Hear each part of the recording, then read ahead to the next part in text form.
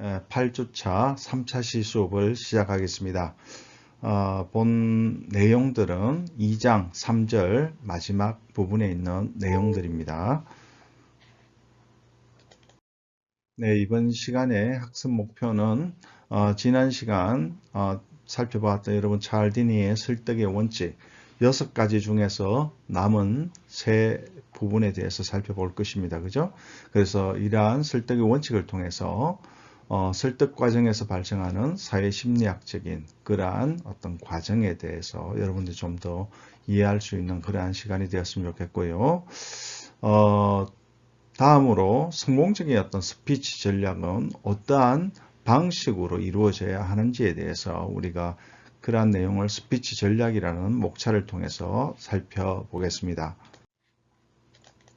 네, 우리 지난 시간에 설득의 원칙으로서 살펴보았던 것이 사람들은 상호성, 그리고 일관성, 호감이라는 그러한 사회 심리학적 기제에 맞물려서 설득당할 수 있다. 설득의 메커니즘이 작동된다라는 부분을 우리가 같이 학습을 했었죠. 네 번째는요, 사회적 증거와 관련되어 있습니다. 사람들은 집단을 벗어나서 생각하기 어려운 부분들이 많죠. 사회적 생활을 하는 그런 부분들이 자기 개인의 삶과 행위와 판단에 매우 중요한 부분들이 많기 때문에 그렇죠. 그죠? 그래서 사람들은 주변 사회 환경과 조화되고자 하는 그러한 심리학적 기제를 가지고 있다는 겁니다. 그래서 사회적 존재이기 때문에 다른 사람들이 어떻게 생각하고 어떻게 판단하고 어떻게 행위하는지 그러한 정보들을 우리는 끊임없이 관찰하고 관찰된 결과에 따라서 우리의 태도들을 형성하려고 하는 그런 부분들이 있다는 겁니다.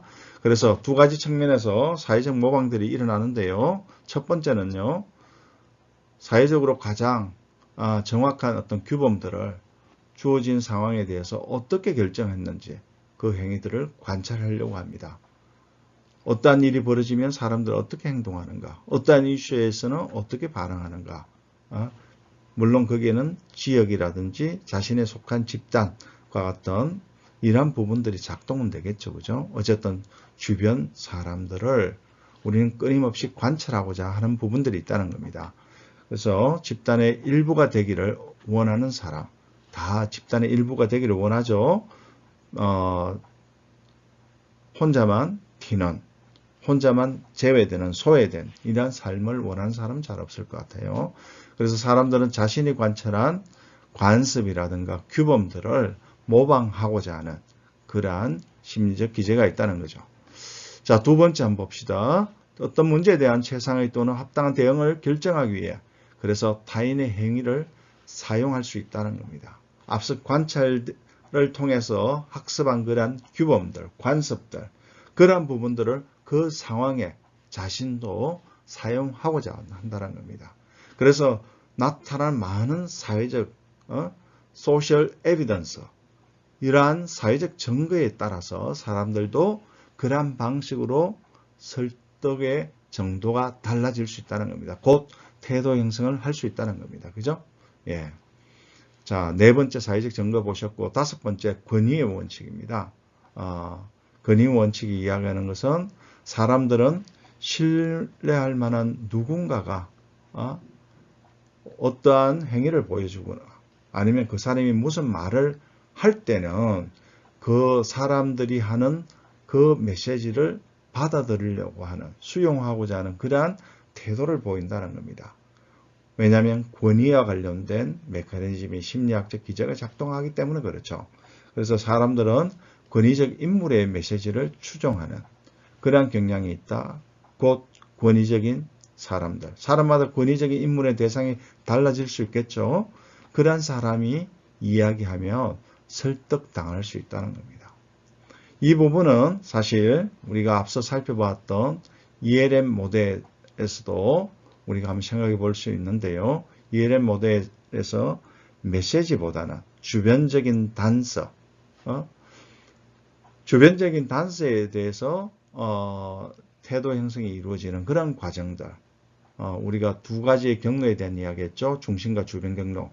주변 경로에서 주변적인 단서로 태도 형성이 이루어진다라고 했는데 어떻게 보면 권위는 그러한 주변적인 겁니다. 메시지 본질의 이야기가 아니라 그러한 메시지를 누가 전하느냐에 따라서 그러한 방식에 따라서 태도를 형성한다는 겁니다. 그래서 메시지 내용을 비평적으로 처리하는 사람에게는 메시지 전달자가 중요하지 않다. 어떤 사람입니까? 예, 중심 경로를 이용해서 정보를 판단하는 그런 사람들. 그죠? 주변 경로를 통해서 이루어지는 사람들에게는 권위가 중요할 수 있다는 겁니다. 왜냐하면 중심 경로를 통해서 이루어지는 판단들은 어떻습니까? 보다 이성적이고 합리적으로 정보 처리를 하기 때문에 그렇죠. 비평적으로 분석적으로 정보를 처리하기 때문에 그렇다라는 그런 이야기입니다. 자, 마지막 6번째 설득의 원칙, 희소성의 원칙에 대해서 살펴보겠습니다. 자, 희소성의 원칙이 이야기하는 것은 자원 활용 가능성, 자원을 활용할 가능성이 높다 낮다에 따라서 우리의 심리적 기제가 반응하는 방식이 달라질 수 있다는 겁니다. 자, 여기 보시면 활용 가능한 자원이 제한적일 때 희소성이 있다라고 판단되면 사람들은 매우 가치 있게 인식하는 그러한 메커니즘이 작동된다는 겁니다.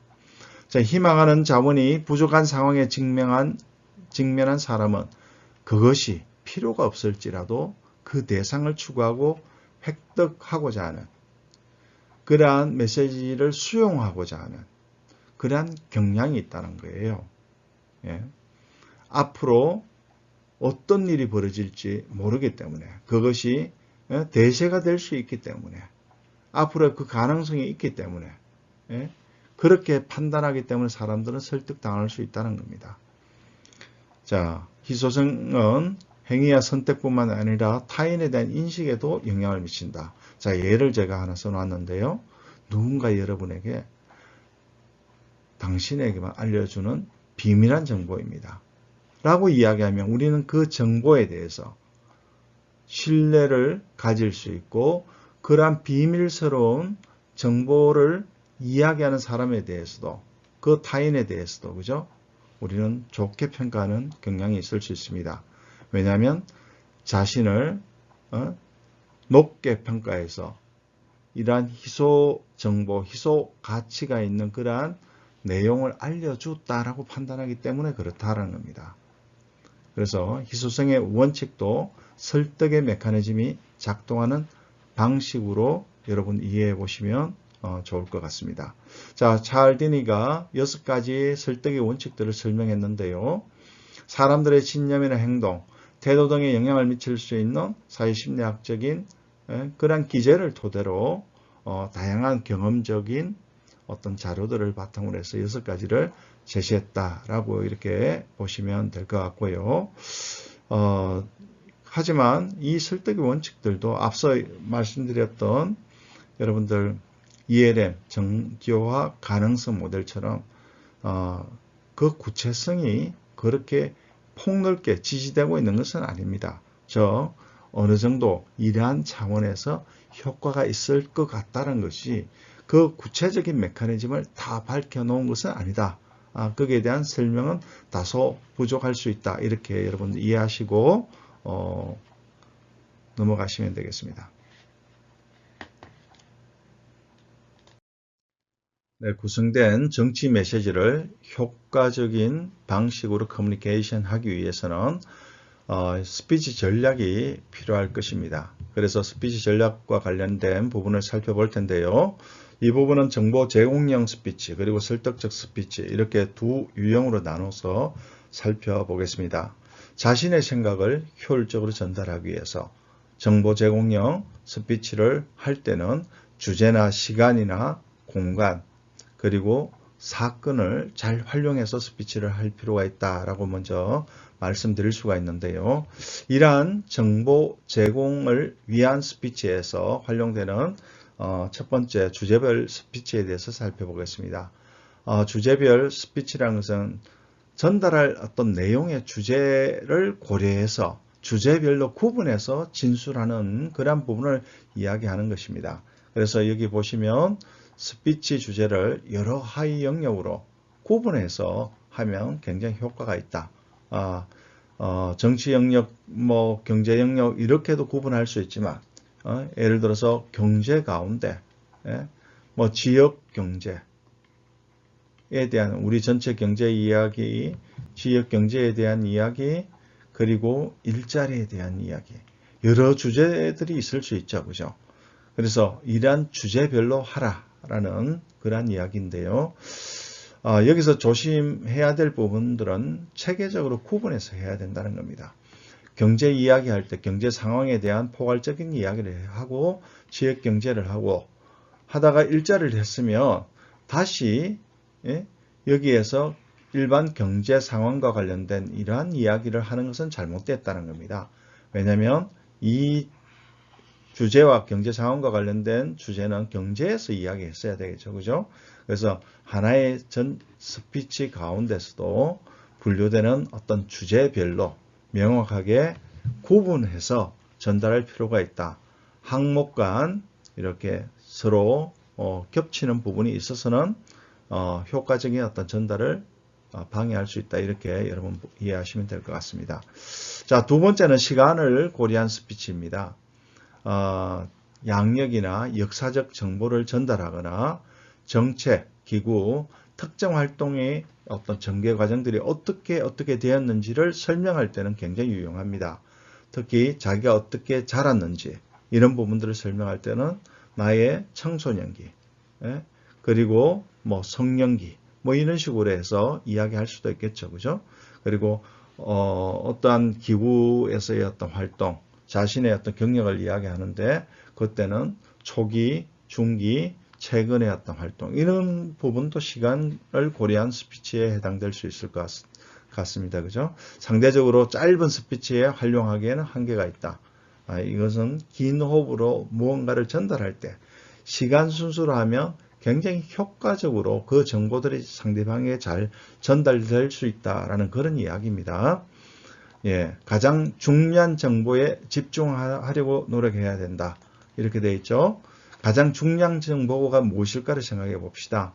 예를 들어서 자신의 경력을 이야기할 때 여러분들이 이력서를 쓰더라도 그죠? 수많은 경력 가운데 무엇을 뚜렷하게 내세울 수 있을까? 이런 부분들을 먼저 고민해야 되겠죠. 그죠? 그래서 시간 순서도 너무 세밀한 내용들이 오면 전체적인 정보 전달에 한계가 있을 수 있기 때문에 중요한 정보를 맥락별로 이렇게 짚어주는 스피치가 굉장히 중요하다. 이렇게 말씀드릴 수 있고요.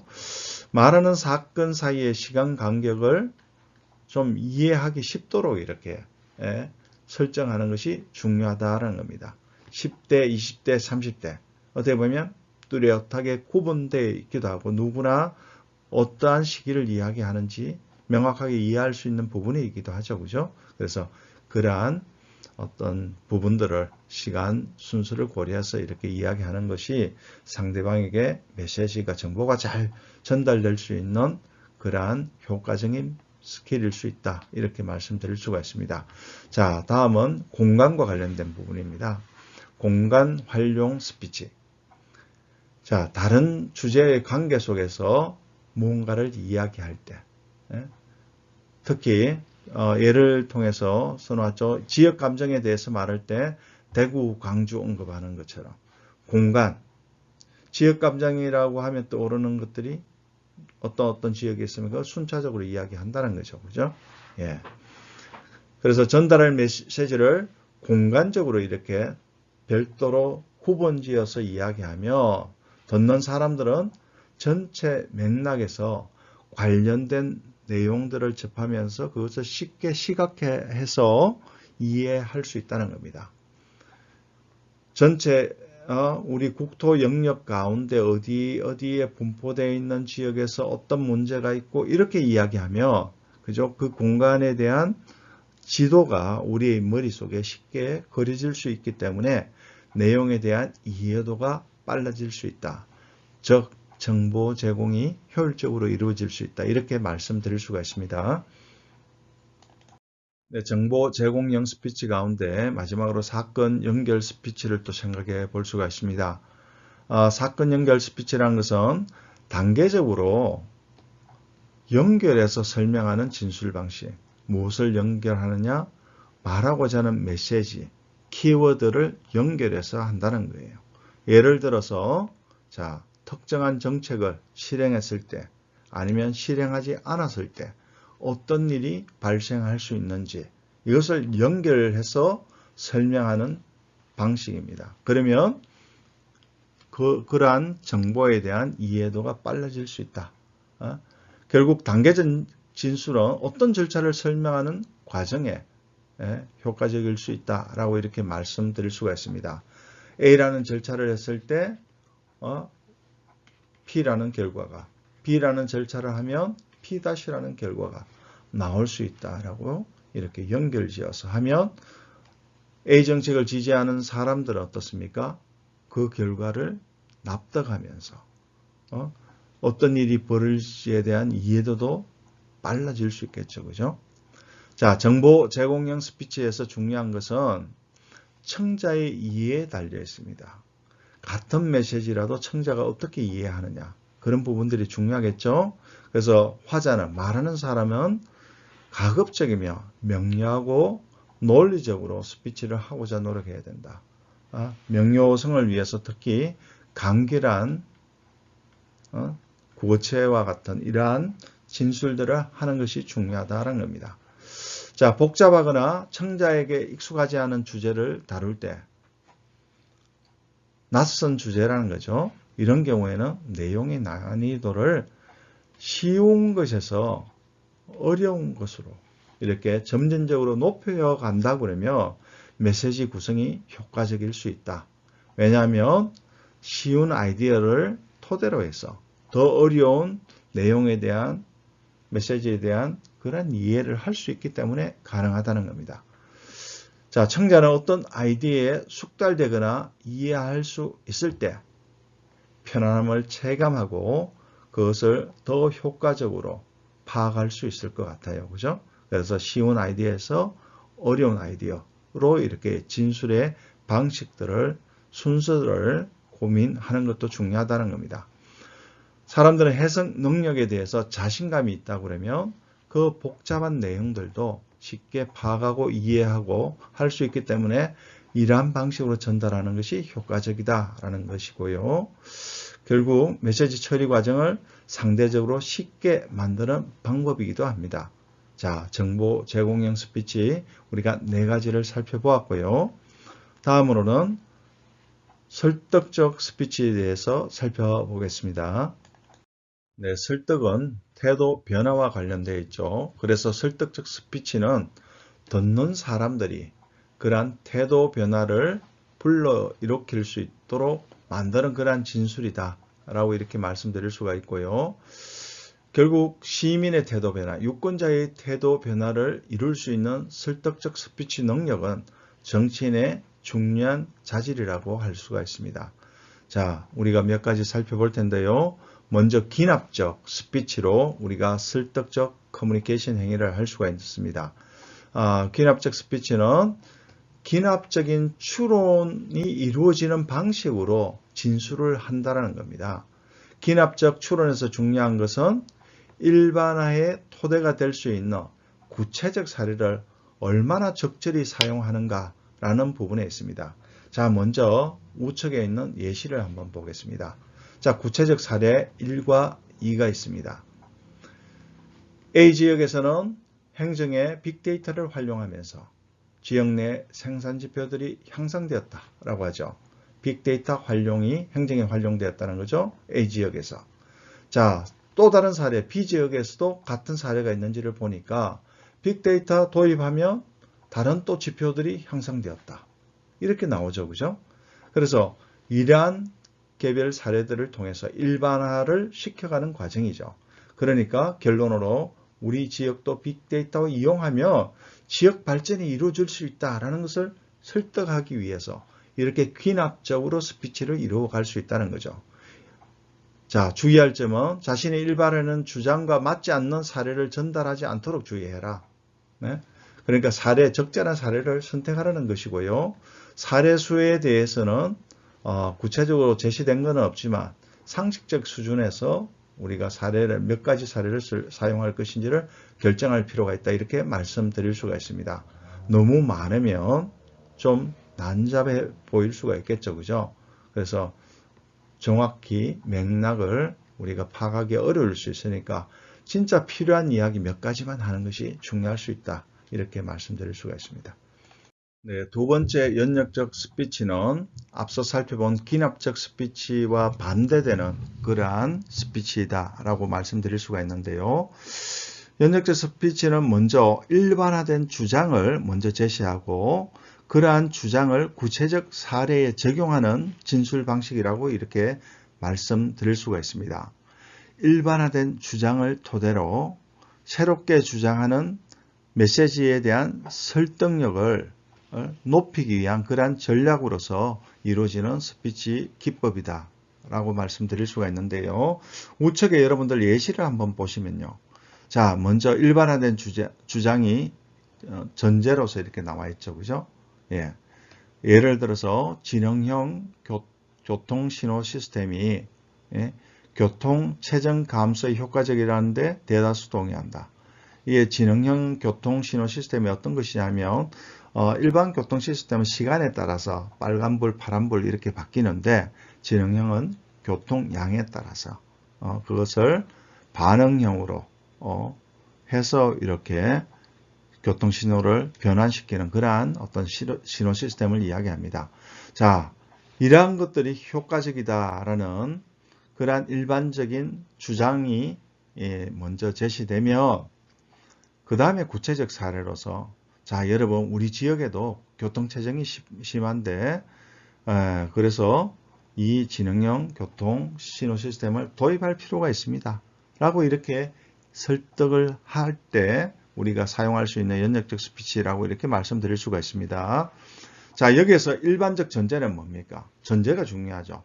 진짜 지능형 교통신호 시스템이 교통체증 감소에 효과적이었는지 여기에 대한 전제가 매우 중요하고 그러한 전제가 받아지면 교통체증이 심한 곳이라고 하면 우리 이거 만드는 게 어떠냐 도입하는 게 어떠냐라고 이렇게 설명하면 사람들이 따라올 수 있는 그런 가능성이 높다라는 겁니다. 예. 자, 자신의 의견은 청자들에게 수용될 만한 일반화된 주장을 전제로 제시된다라는 그러한 부분들이 연역적 스피치이고요. 연역적 추론의 대표적 사례가 3단 논법이라고 할 수 있습니다. 여러분 3단 논법 어떤 건지 이해되시죠? 사람은 죽는다. A는 사람이다. 그래서 A는 죽는다. 이렇게 되는 3단 논법이죠. 첫 번째가 중요하다는 거죠. 전제. 누구나 다 수용할 만한. 그래서 이러한 연역적 스피치의 효율성을 위해서는 전제가 얼마나 지지되는가. 많은 사람들이 수용하는가. 이런 것들이 중요하다라는 겁니다. 예. 갈등적이고 대립적인 의견. 이러한 지능형 교통 시스템에 대해서 예를 들어 다양한 의견이 분분하다.